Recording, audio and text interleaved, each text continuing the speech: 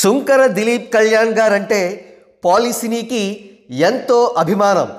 ఆయన ఐడియాలజీ, వాస్తవిక దృక్పథం ఎంతో జెన్యూన్గా ఉంటాయి. పైపెచ్చు ఆయన వాయిస్లోని కమాండ్, పదాల కూర్పు జనాల్లోకి సూటిగా దూసుకుపోయేలా చేస్తాయి. రాష్ట్రంలో మూడవ శక్తి ఆవశ్యకతను గుర్తిస్తూ జనసేన పార్టీ అధికారంలోకి రావాలని కోరుకుంటూ టీడీపీ, వైఎస్ఆర్సీపీలను తూర్పారపడుతూ చేసిన ఆయన వీడియోలు లక్షలాది అభిమానుల్ని అలరించాయి. అయితే గత కొన్ని నెలలుగా ఆయన వాయిస్ అణచివేయబడినప్పటి నుండి ఆయన దగ్గర నుంచి వచ్చే వీడియోలు పేలవంగా ఉంటున్నాయి. ఇక లేటెస్ట్గా పోస్ట్ చేసిన వీడియో మాత్రం చాలా అఫెన్సివ్గా ఉంది. జనసేనకు తీవ్రమైన ద్రోహం చేసేదిగా ఉంది. ఈ థంబ్నెయిల్ గమనించండి. కాపులకు చంద్రగ్రహణం.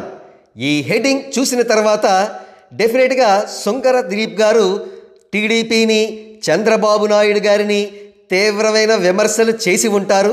ఈ వీడియో జనసేనకు అనుకూలంగా ఉంటుంది అనుకోవడం జరిగింది. కానీ వీడియో మొత్తం చూసిన తర్వాత తీవ్రమైన దిగ్భ్రాంతి కలిగింది.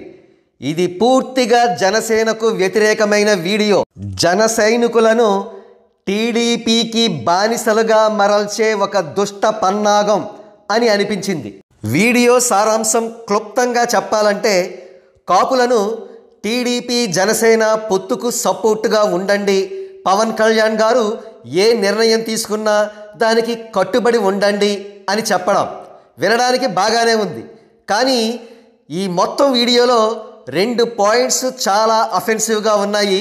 ఫస్ట్ పాయింట్, జనసేనకు 14% ఓటు బ్యాంక్ ఉందట. ఆ విషయం మిమ్మల్ని ఎవరు చెప్పమన్నారు? అది చిన్న నంబర్ కదా. ఇప్పటికే టీడీపీ, వైఎస్ఆర్సీపీలు జనసేనను డిగ్రేడ్ చేస్తున్న విధానం చాలు. మనకు మనమే డిగ్రేడ్ చేసుకుంటే ఎలా?